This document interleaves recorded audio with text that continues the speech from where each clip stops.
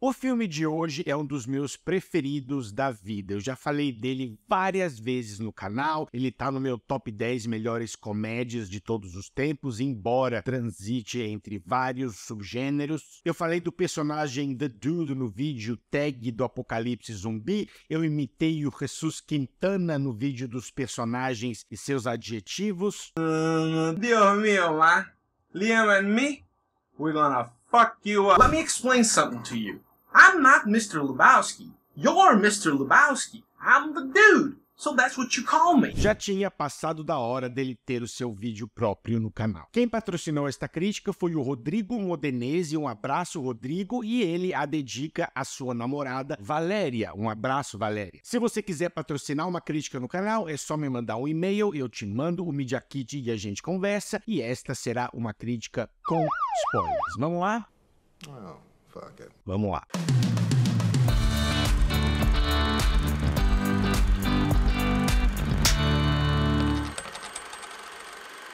The Big Lebowski, ou O Grande Lebowski. Um pacato maconheiro é confundido com um milionário, tem o seu tapete injustamente arruinado, busca restituição e acaba envolvido num complexo jogo de mentiras. A direção é dos irmãos Joel e Ethan Coen. Eles são sensacionais. Onde os fracos não têm vez é sensacional, tem crítica no canal. Fargo é muito bom, eles são muito bons. E eles adoram homenagear Hollywood. Tem um filme deles chamado Ave César, que nem é dos melhores, mas faz muito isso, é a carta de amor, né? Hoje em dia tá na moda, né? Todo diretor tem o seu filme Carta de Amor ao Cinema, e o deles é o Ave César. E aqui, entre muitas outras coisas, eles fazem uma desconstrução humorística dos elementos do cinema noir, principalmente os filmes dos anos 40 e 50. O título, por exemplo, é uma referência a filmes como The Big Sleep, de 46, e The Big Heat, de 53. Não só o título, como vários elementos da trama. Outros elementos podem ser vistos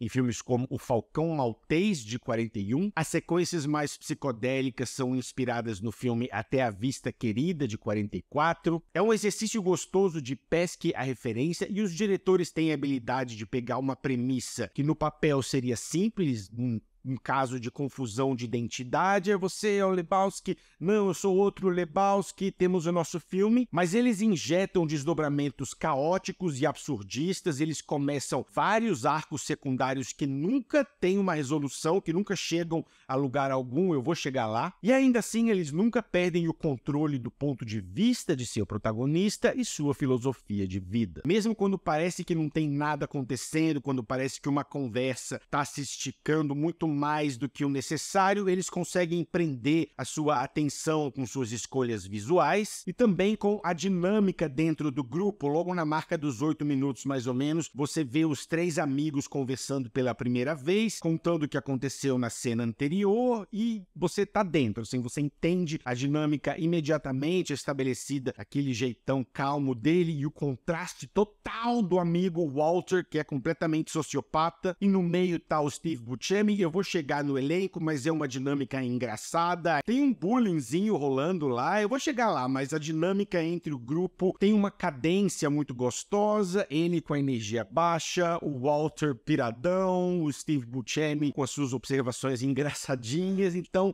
rapidinho, você tá com esses caras. Sempre tem alguma coisa interessante acontecendo, mesmo quando não acontece nada. Os diretores usam alguns ângulos um pouquinho mais pra cá do que deveriam, algumas transições incomuns. O uso de close-ups e de câmera lenta é muito engraçado aqui, porque pesca reações muito boas. O filme consegue te fazer rir tanto com certos acontecimentos, como com as reações de outros personagens a esses acontecimentos. O uso de contraste é eterno aqui, tanto naquela coisa que eu falei da energia tranquilão do The Dude, contrastando com a energia sociopata do Walter, mas não é só aí. Quando ele mostra uma coisa mais exagerada, mais extravagante, normalmente ele corta para uma reação bem simples, só o The Dude olhando pro Jesus Quintana, né?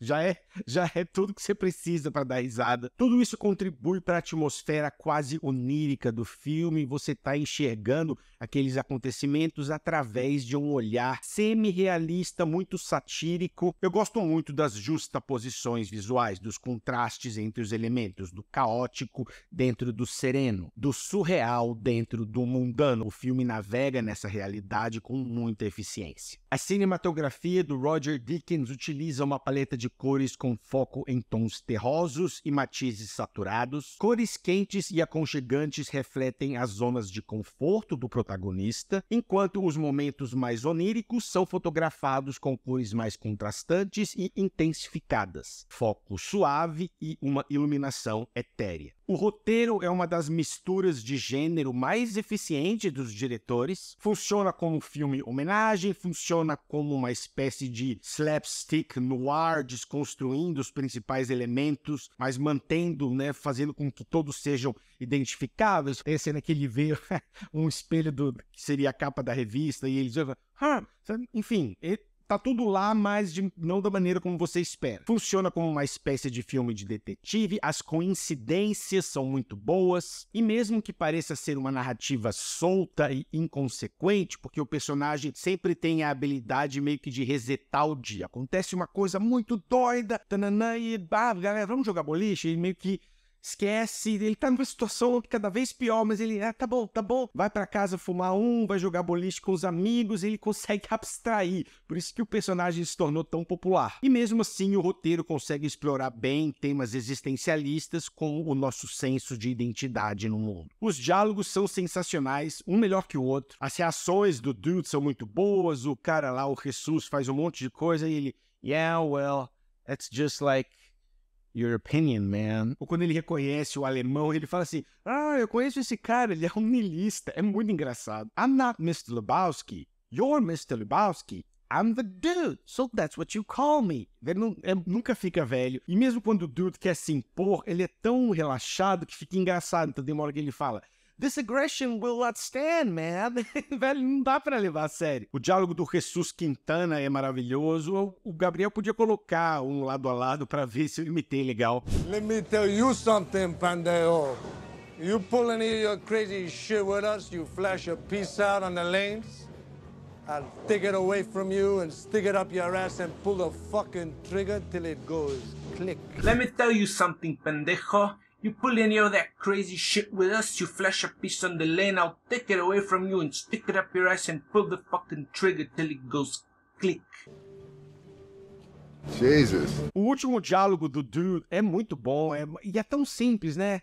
The Dude Abides, que é um diálogo final melhor para um personagem. O Walter tem uns diálogos muito bons, tem uma hora que ele fala, você acha que é difícil conseguir um dedão? Eu consigo um dedo para você amanhã, eu não consigo um dedo para você hoje à tarde, eu conheço o cara, o filme é muito bem escrito. O roteiro não segue uma estrutura tradicional de 3 atos, as coisas acontecem de maneira quase avulsa, a história é cheia de digressões, mas isso não é um problema aqui porque reflete a visão de mundo do Dude. Os arcos secundários não têm resolução, muitos personagens entram na vida dele, há alguma interação, algumas até bem significativas. Quando a Julianne Moore fala que só estava tentando engravidar, ele tá até bebendo e cospe, e lá na frente você não sabe se ela conseguiu, o que rolou, se os dois continuaram se falando. Tem aquele detetive que estava seguindo ele num fusquinha, e aí eles conversam, e depois, o que rolou com o detetive? E isso é uma constante no filme. É um dispositivo narrativo que pode dar errado. O filme poderia ser acusado de ser episódico demais e de tirar os personagens do nada, né? Eles entram, dizem uma coisa, somem e não há resoluções e tananã, mas é feito de uma maneira que enfatiza o desenvolvimento do protagonista. O Dude não quer saber o que vai acontecer com essas pessoas, ele não liga, ele quer esquecer os problemas daquele dia, tomar uma cerveja, fumar jogar boliche com os amigos. E se ele não quer saber, você, o espectador, não precisa saber. É uma estrutura narrativa que deriva da abordagem relaxa, respira, relaxa, vai dar tudo certo. Isso deixou o personagem tão popular que ele virou religião. Existe o Dudism, Pois é, livros foram escritos sobre a filosofia de vida dele, é um negócio sensacional. A trilha sonora também é uma mistura de estilos com melodias que vão desde o noir até uma pegada quase de faroeste, vai do contemplativo ao misterioso numa boa, as escolhas musicais são ótimas, a música ajuda a manter o ritmo da narrativa, o filme tem uma cadência gostosa, tem uma versão mais latina de Hotel California, Welcome to the Hotel California. Aliás, o fato do Dude odiar os Eagles também é uma dessas pequenas coisinhas que me fazem gostar mais ainda do personagem. Tem outra cena muito boa, outro desses contrastes que eu falei, o filme é uma série de contrastes. Depois que o John Goodman perde a cabeça, começa a quebrar o carro lá, estão os três dirigindo com o carro dele, que também foi todo destruído, e tá tocando Oye como va, pam, pam. Mi ritmo, bueno, pago os três em silêncio, assim, é muito bom. Tem The Man and Me, do Bob Dylan, que é meio que a música tema não oficial do filme. Tem Just Drop 10, do Kenny Rogers. As escolhas musicais são um presente a mais. O filme é muito engraçado e ele faz vários tipos distintos de humor. Tem um humor mais besterol, em personagens como o Jesus Quintana, que são caricatos e fazem, né, tananã, tananã, e é uma coisa, um humor mais óbvio. Tem o humor das pequenas observações, né, tem um diálogo muito bom dele com a Julianne Moore, que ela fala dos nomes que os homens dão para os seus órgãos íntimos, e ele só reage e repete, ele fala assim, Johnson? O meu tipo de humor preferido, que sabe o funny bone que eles falam, que aquele ossinho que... Esse filme pega no meu funny bone, no meu ossinho cômico, como quase nenhum outro. Você lembra? Você sabe da cena que você sabe. A minha cena preferida é quando ele vai conversar com aquele pornógrafo, e que é até o mesmo vilão do Roadhouse. Ele tá sentado bebendo o White Russian dele. Aliás, esse filme me deu vontade de beber o White Russian. Nunca provei. É bom? É bom.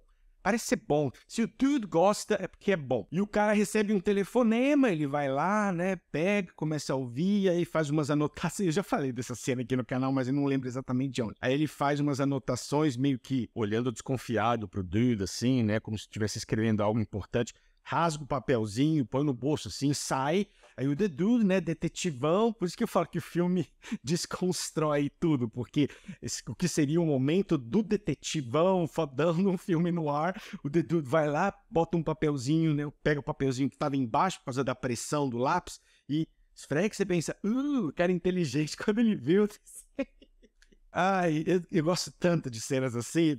O filme critica o uso da violência como resolução de conflito, rejeitando figuras de autoridade e enaltecendo a pacificidade do seu protagonista, por contraste. Também é um comentário ácido sobre o consumismo e a percepção do sucesso, e um ótimo uso de simbolismo, com o boliche servindo como uma metáfora para a vida e um simples tapete representando a tranquilidade do personagem principal. Eu adoro o fato de tudo se resumir a um tapete. Tudo que o dude quer é um tapete, porque o tapete, ele fala, holds the room together, né? Ele deixava o ambiente harmônico e, eu só quero a minha harmonia, só quero a minha tranquilidade de volta. Eu gosto muito do elenco desse filme, todos os personagens têm um certo exagero, têm maneirismos um pouco além do normal, tanto para cima como para baixo. É uma escolha consciente dos diretores e no centro de tudo está, claro, a interpretação do Jeff Bridges, que é a caracterização definitiva da carreira dele. Eu falei a mesma coisa do Tom Hanks recentemente na crítica de Forrest Gump. Alguns atores, se você fechar o olho e imaginar um personagem, vão ficar para sempre. Embora ele tenha vencido o Oscar por outro filme, Jeff Bridges, você fecha o olho, você vê o The Dude. Assim que você bate o olho nele, pelo menos eu já me identifico com o personagem, né, no supermercado com roupão, um short, uma sandália, um chinelo,